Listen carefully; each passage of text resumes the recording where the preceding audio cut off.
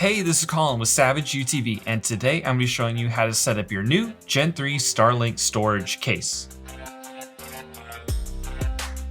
The new Gen 3 Starlink storage case from SavageUTV is designed to protect your system with 360 degrees of foam, secure mounts for all the required components, and pre-wired connections.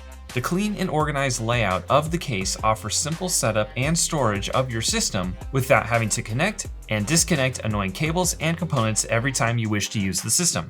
Weatherproof ports are pre-wired and installed, allowing you to power your system by running a simple extension cord to the case or supplying 12-volt power if you selected to add the 12-volt conversion to your case.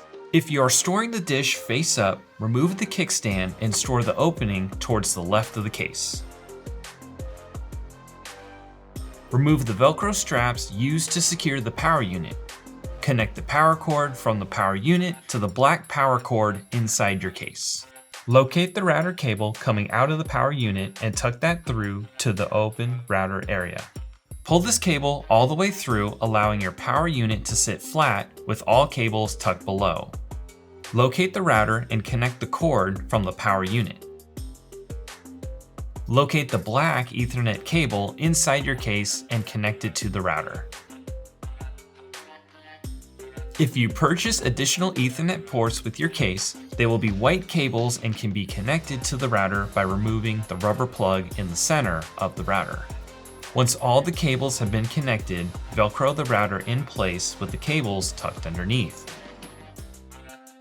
Locate your dish cable and coil it up into a small circle. Velcro it in place on the left side of the case. Each case comes with a 3-foot Ethernet cable for when you deploy the dish on top of or next to the case. This helps reduce the amount of times you need to remove and unwind the longer cable you get from Starlink. This 3-foot cable can be attached using the Velcro on top of the longer Starlink cable as shown here.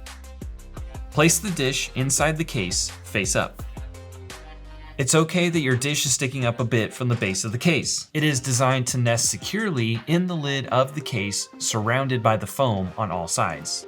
If you have added a 12-volt conversion kit, your inverter is located here.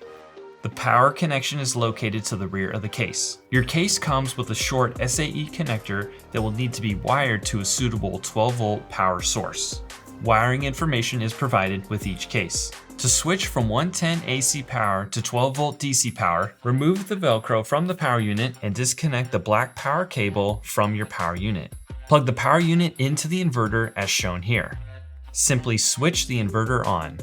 A remote thermal sensor can be added to your case at checkout, allowing you to ensure your system is functioning properly in any environment. The sensor will monitor temperature and humidity and text or email you if the device senses any readings outside the parameters you select. If you have any questions, please contact SavageUTV or visit our website at SavageUTV.com.